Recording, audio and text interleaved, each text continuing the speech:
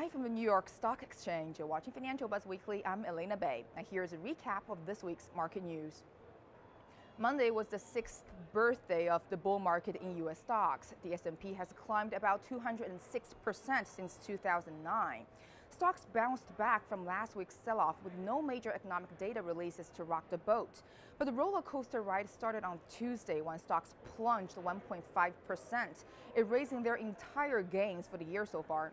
Markets could not shake off the pressure from a surge in the dollar and weakness in oil. On Wednesday, the dollar continued its relentless rally and the euro touched a new 12-year low. On Thursday, retail sales declined 0.6% in February, but cheap gasoline prices are not to blame this time. It was the latest auto sales number, which dropped 2.5%. Initial jobless claims fell a very steep 36,000 in the first week of March to 289,000. Stocks rallied into the close after a shaky 2 days. The rebound was probably in response to many investors who think the Fed will not be raising interest rates due to the mixed economic data. The roller coaster ride continued on Friday with the market trading off the dollar. U.S. Producer Price Index for February showed a decline of 0.5%, missing earlier estimates. Now some company highlights. First, Apple unveiled its first smartwatch and a new MacBook Air in a media event on Monday. Tim Cook said the watch is Apple's most personal device, but it was also positioned as a fashion accessory.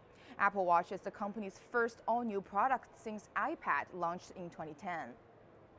Barnes & Noble, the bookstore, dropped 10% on Tuesday as earnings came in below Wall Street's forecasts. The bookstore had planned to spin off its college books business by August, along with its Nook tablets and e-book section. But the company had to pay 55% more income tax in the third quarter. Barnes & Noble said its bottom line was hurt by higher tax bills. Lumber Liquidators, which was battered by a 60 Minutes report on the safety of its flooring products, continues to trade in volatile pattern, driven by commentaries both positive and negative on the future of the company. Lumber Liquidators has been trying to repair its reputation over product safety issues by saying they will now allow customers to freely test their products to ensure its safety. Warren Resources jumped 13.9% on Wednesday after the oil and gas company beat earnings projections. Warren Resources produced about 9.1 billion cubic feet of gas equivalent in the fourth quarter. The New York-based company posted a revenue of $41 million. Thanks for watching Financial Buzz Weekly. I'm Elena Bay, and we'll see you again next week.